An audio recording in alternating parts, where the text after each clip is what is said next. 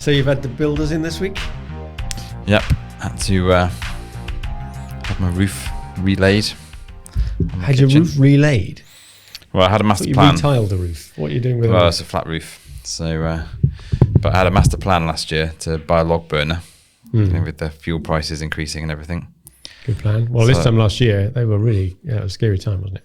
So yeah, our energy bill went up to, I think it was about £700 a month. It was crazy. So I got this log burner, which took a while to get ordered. Great company, Penguin Stoves from up in North Wales. Put a plug there. Did they pay for that? Product endorsement? It's a lovely small company up there, family-run company. But yeah, so we got this log burner in, and I thought this could be great. We'll get the log burner in, and I'll save all this money on fuel and all this.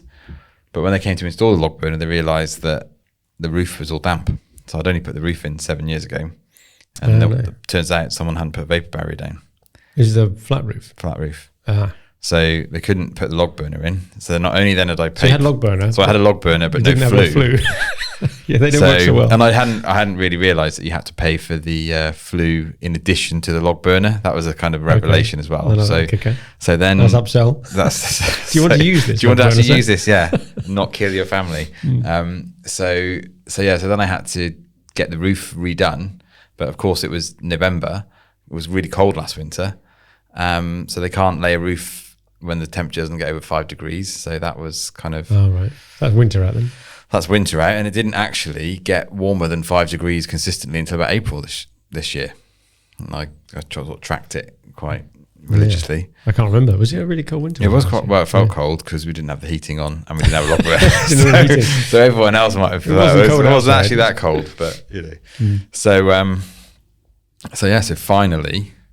We got there this week, and we lit the ceremonial lighting of the fire. Tell me you've got a carbon monoxide detector somewhere. Yeah, I've got a carbon monoxide detector.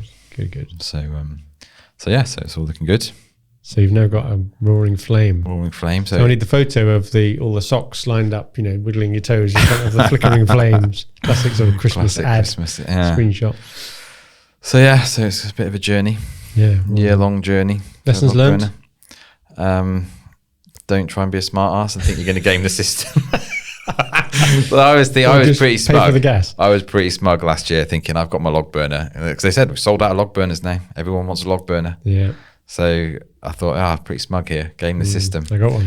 Ends up cost me quite a lot of money. Oh dear. So. Okay, maybe the less we talk about that, the better. We'll come back to that in a future episode. Exactly. When you're lovely and warm in the winter. Exactly. Should we do a podcast? Yep.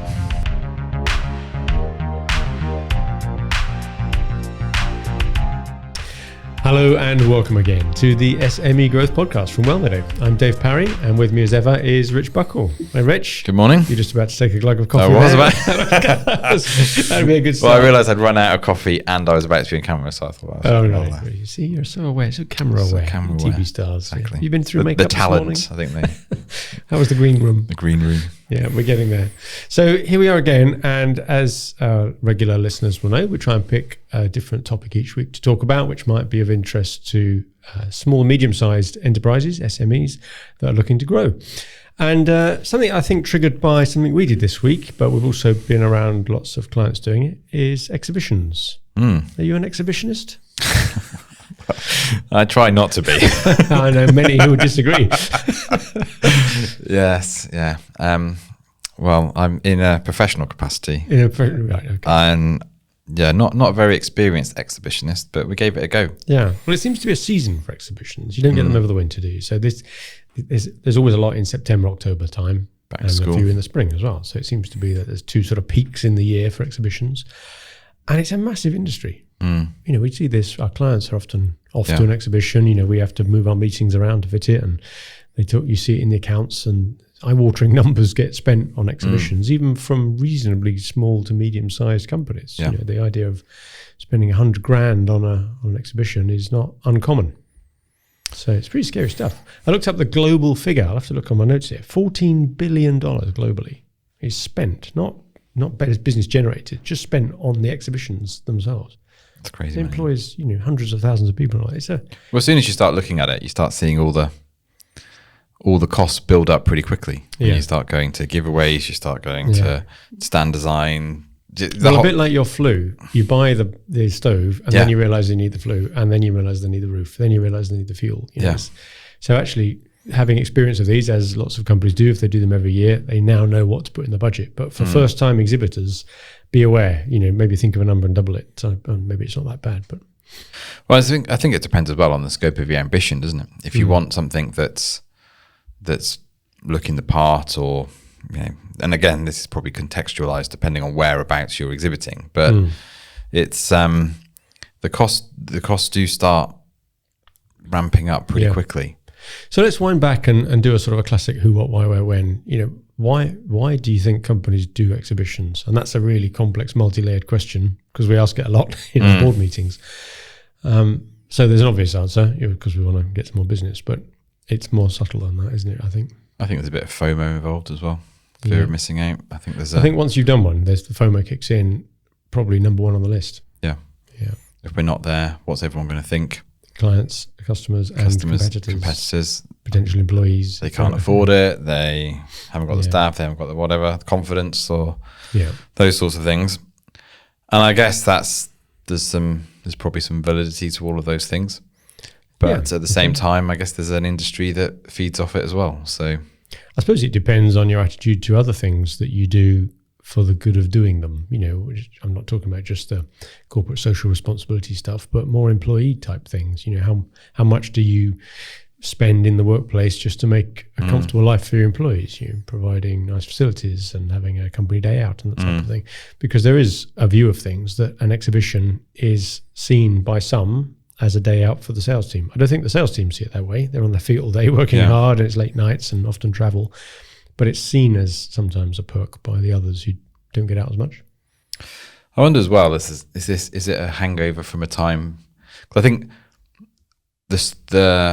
why do you do an exhibition? Well, what's the alternative? So you could spend that money on something else. Maybe you could spend it all on PPC ads or something. Yeah. But there's a risk of doing that, isn't there? There's a risk of change. So it's almost the why we do it. Well, we don't know anything else, or we don't want to risk changing. So I guess that's kind of not quite fear of missing out, but fear of missing out of an opportunity maybe.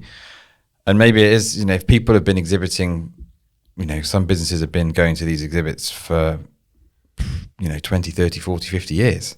Well, they're companies, as a company. Yeah.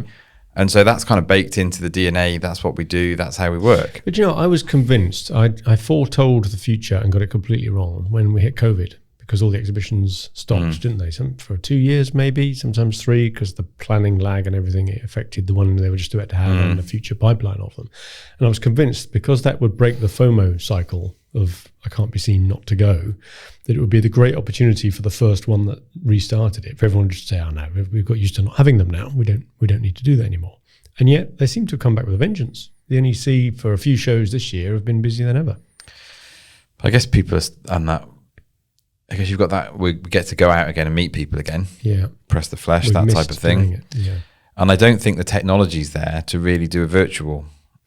No, I don't think I think if you could do a virtual reality, interactive, meet everybody, wander around, see what's going on. Yeah. But we're, I don't know, 20, 30, 40 years away from that being ubiquitous. Being good enough. And good enough. And I don't think it ticks all the boxes anyway. It maybe satisfies the stated objective of an exhibition, which is to meet your market. But there's all those other ones about meeting your competitors and just having a day out with your team. And I think there's potentially some other intangible, maybe it's not quite a why, but I think it's maybe related. It's just, it galvanizes a bit of activity internally as well. So it's almost it's a real deadline, but it's also a bit of a false deadline internally to say we've got to get some in a constructive way. In a constructive way. I've seen companies rush deadlines for new product development to meet the show deadline. They need to take their new product to the show, or even just to ask questions about what's our messaging here. Are we really clear on how we would get everybody to say the same thing? What's the messaging on the stand? What are we trying to say? What's the promotion? What's the build up? What's the follow up? That makes you ask questions about your market, your product. If you're going to spend a load of money putting something on a exhibition stand, you want to make sure you put the right thing on. So so it probably has all those, like you say, intangible benefits. I still think one of the biggest drivers, when I challenge businesses that can't show a return on investment, which is most of them, they can't say that order came from that show and therefore it paid for it and all of that. There's enough influenced revenue. They would say, but we met existing customers there. So there's a big influence, I think, of just meeting your existing customers, not a new market, and being able to further discussions that perhaps you wouldn't have otherwise. But also meeting the competitors. I think that's something you wouldn't ever recreate with the virtual version.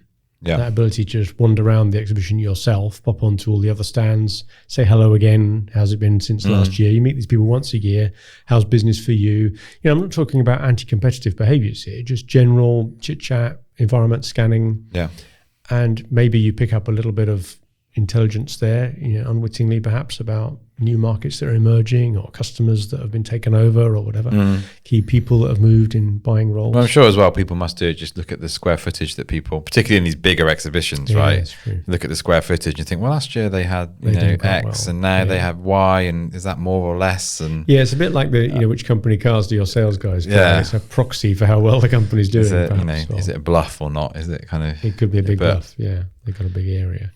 So, and I think also, this isn't the intention of them either, but if you build a community around a group of competitors, people in the same space, then clearly that's going to facilitate the move of employees from one company to the other as well, if they're all in that same space. So you wouldn't be able to recreate that with a virtual version of an exhibition, which may be a good thing, but it depends whether you're recruiting or losing people. Yeah, exactly. What you want to do. So I think the why is quite complex. So we did one this week. We did. Why did we do it? Well, I suppose it's not something we've ever really done before. It's not really how we've historically. When you're promoting a service, I think it's one work challenging a product, but I think it was partly some of those reasons. It was an internal project. It was something that helped crystallize some other activity. It did, and helped us to push a couple of other things forward, probably at a rate of knots. Yeah, galvanised the team to meet a deadline of our own making, and we could afford, therefore, to be a bit more adventurous, knowing that we were testing ourselves. Yeah. It's an internal, almost R&D type test. Yeah. So I mean, but why did we do it? Well, I suppose bottom line is try and win more clients, isn't it? I think there was more of a strategic underlay to that, and you and I discussed this when we were considering doing it. Our market is generally, we would probably say UK wide, but with a Midlands focus. A lot of work can be done remotely, and we don't mind travelling when we have to. We've got a new client we're starting with in Southampton, and we're in Shrewsbury. So these things is a wider field, and we've never really focused on our home county. Shropshire is a lovely county, and everyone here loves living here, but it's not rich in big industry, which is why we love living here. Right? But it does mean that it's not a target-rich environment for clients. So we've always tended to look a little bit beyond the county borders and go a bit more towards the bigger cities.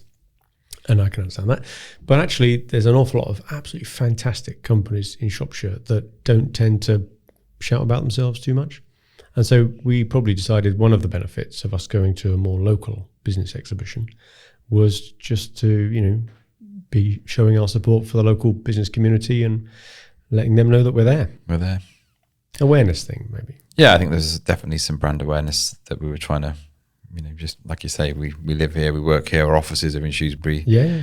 So it's actually, I would say, putting ourselves on the map. That sounds a little grandiose, but it was just have a presence. And well, our branding's always been quite unassuming, hasn't it? Our company name doesn't shout, we're lead generation growth agency or board support people, does it? It's a, Wellmeadow is a name chosen to fit all sorts of things. And as a result, a lot of people probably drive past our offices. We've got an office here with a lot of footfall going past it without really knowing what we do. So I think it was why did we? I think it was the primary driver at the start really was to say we should be pushing ourselves. I think it's a good thing to do. If you do a lot of exhibitions, and a lot of companies do them, and it just becomes rote kind of thing. But for us, it was okay. Well, we don't do exhibitions, but also there was a bit of a challenge to say, well, how do you take somebody from that physical kind of interaction into something digital? So we were trying to think, well, how do we link it into HubSpot? How do we get people into that kind of digital nurturing environment as well, and think about it from that whole process? So it was a bit of an experiment, I guess, as well, just to see, well, what could we do? And well, it triggered that discussion, remember, we had on the Venn diagram approach to what our business is all about. Yeah. Because if we were just to tell everybody everything that we did, it's too much detail. You know, you need a hook, don't you? Yeah. And if you think about the three main things that we do of board support, HubSpot as a more technical support, and then the marketing and content creation, it's always been quite difficult to talk about non-exec director board support. It's a very personal thing. People don't always go out looking for it. So that was going to be a hard hook. And whilst marketing and content creation and lead generation is of interest to nearly every company, there's quite a few companies out there providing it as well. So it's a reasonably, you know, I won't say crowded, but well-populated space. But the other bit where we tend to win work through HubSpot, that seemed to be a more natural hook for us, didn't it? So that's how we structured our stand this year. Yeah, and I think that was another interesting learning point from it was, and I guess for most people, you know your business well, and it's second nature to talk about your own business and what you do. But I think you could almost see if you're trying to tell people we've got these three areas that we work in, and because you've been through that patter hundreds, if not thousands of times, it's like, this is really obvious, right? You should, but you sort of see people going, well, what is it then that you do? And just having that kind of moment of saying, well, what you really need to have is one very clear message that says, right, for the purposes of this stand or exhibition or what we're doing, this is what we're going to try and explain to you, how we do things, what we do.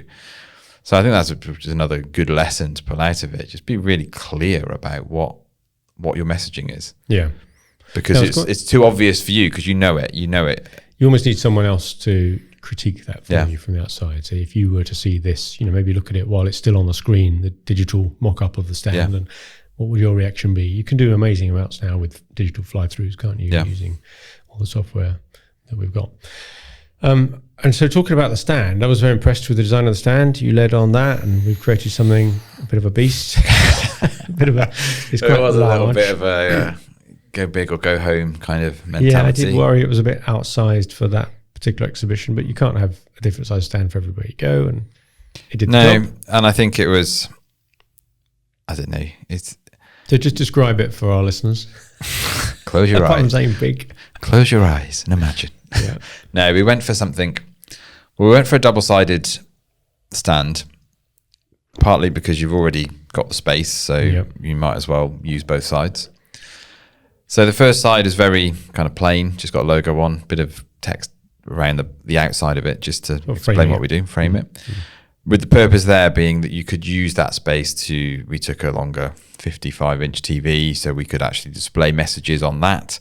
Yeah. With that, the ability then to customize the messages to different events. That was quite good. That was quite clever. So we haven't got something there then that's you know, if we wanted to go to a particular event to talk about, you know, Ned work, we could actually really focus on that, on the messaging.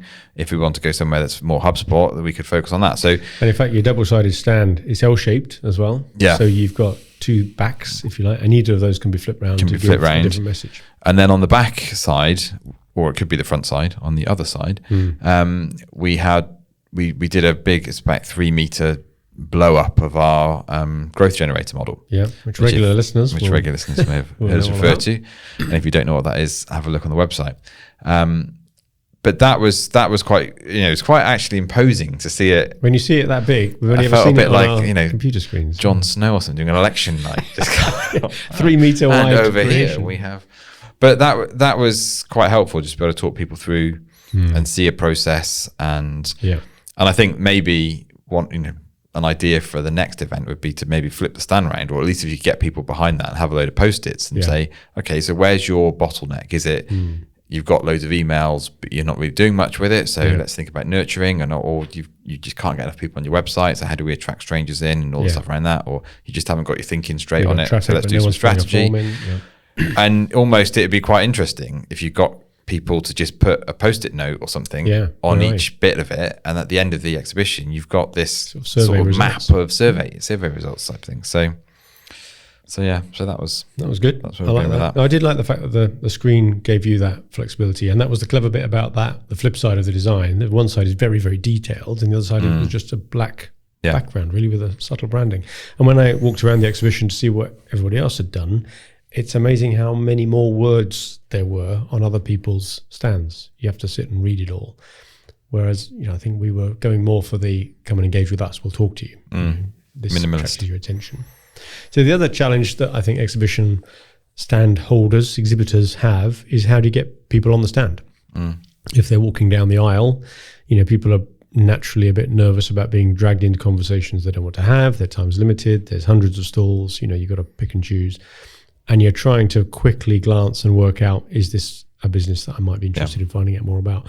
And people use the giveaway idea, don't they, just to entice people in, a bowl of sweets maybe, or a raffle for a bottle of Prosecco or whatever it may be. So we went a little bit different on that one. But it's very much on brand. It's on brand. I think we learned a lot from doing that though. And it was an experiment. So we went for, I guess your classic kind of giveaways, pencils, water bottles, notebooks, that type of thing. Yeah. Quite a tactile, physical type of product. Everyone understands it. That's the thing. Everyone knows what it is. You don't have to explain to somebody what a pencil is, right? So we went for NFC tags, so near field communication, I think it stands for. So already 90% of our audience are thinking, what on earth's one of them? Or near field circuits or something like that. I don't even know what it is. But I think it's comms, yeah. Comms or comms. So effectively, it's like a bit of a, I don't know, a QR code on steroids or something, isn't it? It's maybe a way of explaining it. It's a way of... But it's not visual. It's not visual. And that confused a lot of people. They opened up their camera to do the one that we was using as a demo, and you don't need to. You just tap your phone on it. And it does something. So it's a bit like, imagine like a contactless payment, isn't it? People are probably more familiar with that with their phone. Yeah. But rather than it taking money out, well, you can make it. We promise. Well, you can make it go to a PayPal Me account or something. But you can customize what the activity is once you've tapped that NFC tag. So we had a load branded up, and this is where we were trying to bring people into a more digital environment by saying, here's this tag, you can encode it with whatever you want. So we could have just put a link to our website, but we thought, well, actually, let's give people the flexibility to be able to do something cool with it. So shortcuts on Apple Shortcuts, or like I say, put it to their own website, or send an email, or text message, or update the database somewhere. Loads of stuff you can do with it. So we had a little QR code on a postcard that people could scan, fill in the form to get the instructions, and then they can work out how to do it themselves. And then that's followed up with a workflow in HubSpot. I think it was a brilliant idea, and we definitely had the coolest giveaway in the room. But I'm not sure that we were able to distinguish between what it was and what our product was all the time.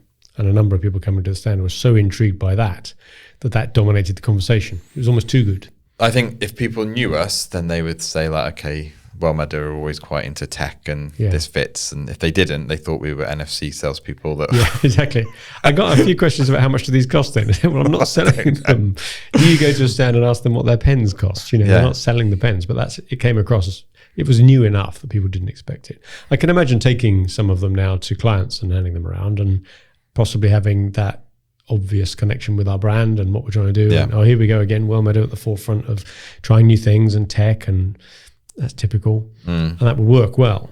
But on the stand, I think we've got to think a bit differently. I think it's a bit like why people exhibit, because they always have done, or people have always given out pens and notebooks and water bottles and things. I think there is an element where you can not try and be too clever, but you just got to make sure you're connecting with where people are, and people are expecting to see pens, water bottles, things. So if they don't see that, then it's a bit like, oh, okay, what are these guys doing? But you got to get your donuts as well. The donut guy, Nathan. Well done, Nathan. Hats off, mate. Your collection of donuts, branded donuts. But there was also a private hospital at the exhibition giving free glucose checks, and after my donut, I went for like a free glucose check, and Martha, who was the nurse stabbing to get my blood out, did take a bit of a step back. She said, "Have you just had one of those donuts?" Guilty as charged. So the giveaway, I think, a brilliant giveaway, and we're going to refine, I think, how we use those. The stand was brilliant as well. And I think you've also got to think about the whole process, which is what clearly HubSpot allows us to do, but everything from promoting the fact that you're going to the show, dealing with people that have expressed an interest, making sure that those that have get an experience on the stand, and then the follow-up and what happens thereafter.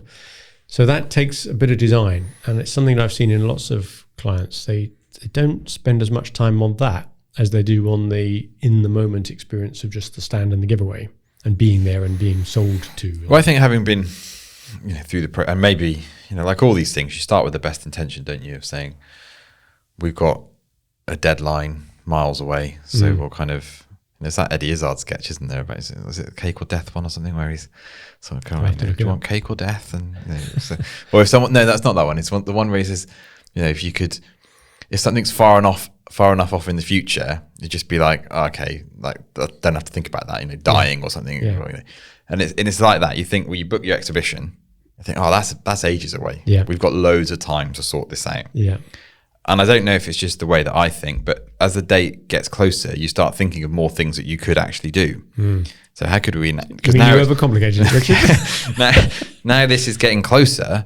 It starts to become more real. So you start thinking, okay, well maybe we could do this as well, and why not have this design, and why not do this and change this and this and this. So I think there is a tendency to say, well, we've got to get a certain number of things actually done. Like we have to get the stand done, we have to get this done, we have to get the videos done, we have to get all this. We've got to get those things done.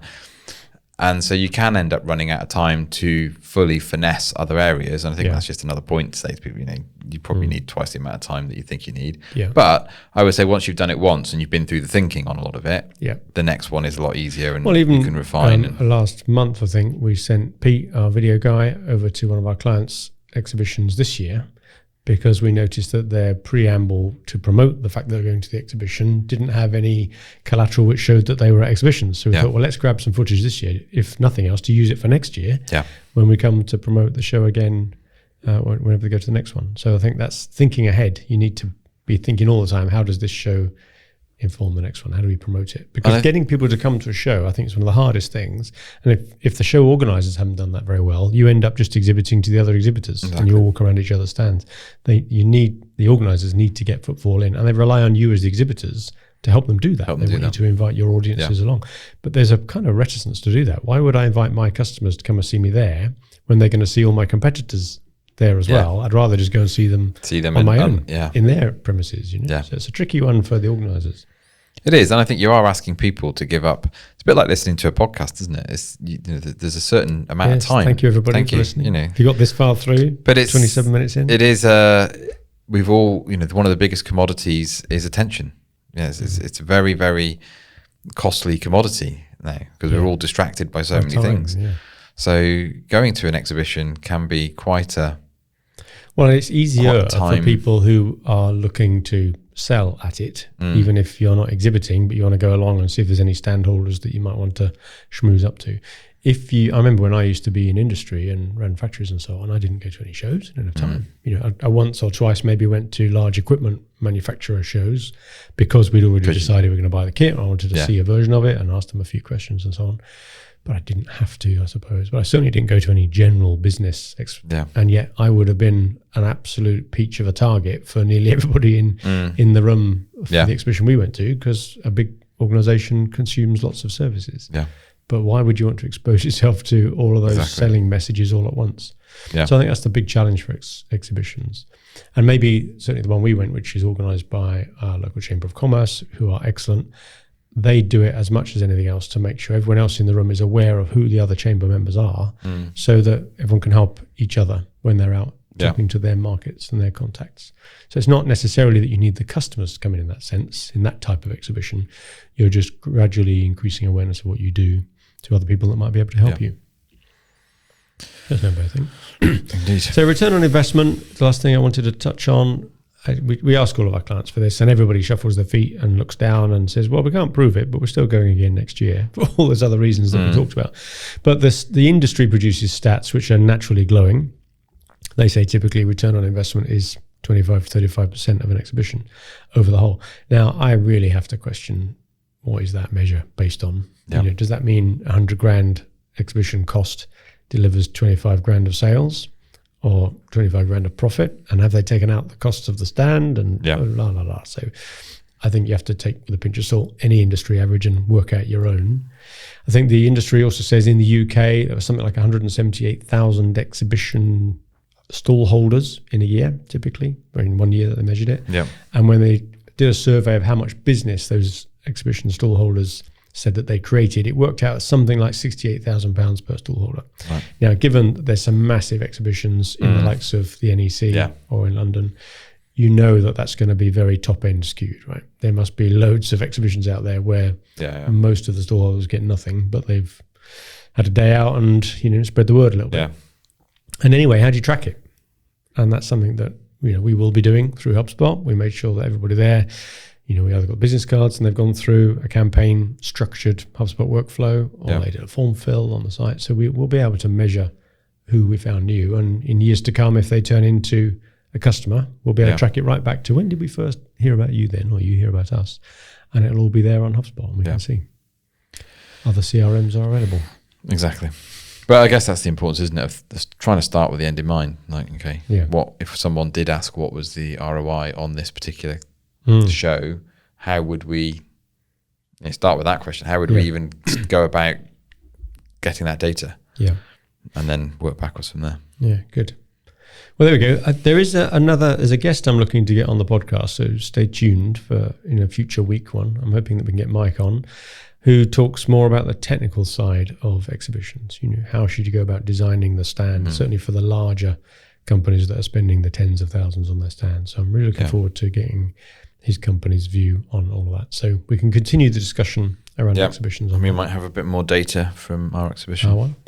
And talking of data as well, we're doing an interesting thing at the moment, which we will come back to in a future episode, but we have a very successful newsletter, outreach email, and we're trying something different with it. We're trying to really push the recipients of that to give us some more information in return for the downloads that they like, and we'll see what data we get from that.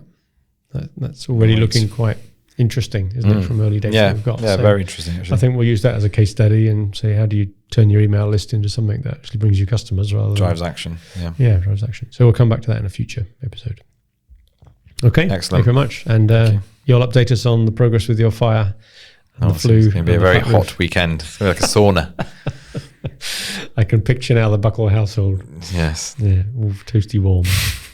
Good. Well, thank you again for making it to the end of one of our podcasts. This has been the SME Growth Podcast from Wellmeadow, and we try and find something different every week to talk about to help small and medium-sized enterprises, business owners who are looking to grow. I ask every week for you to click the subscribe and follow buttons on Spotify or Apple Podcasts or wherever else you get your podcasts from, and tell your friends that we're here. Tell them that there's some interesting stuff they might want to listen to it. And maybe even write in and we'll send you an NFC tag stuck to a postcard so you can have a play with what we've been talking about. In the meantime, good luck with your business.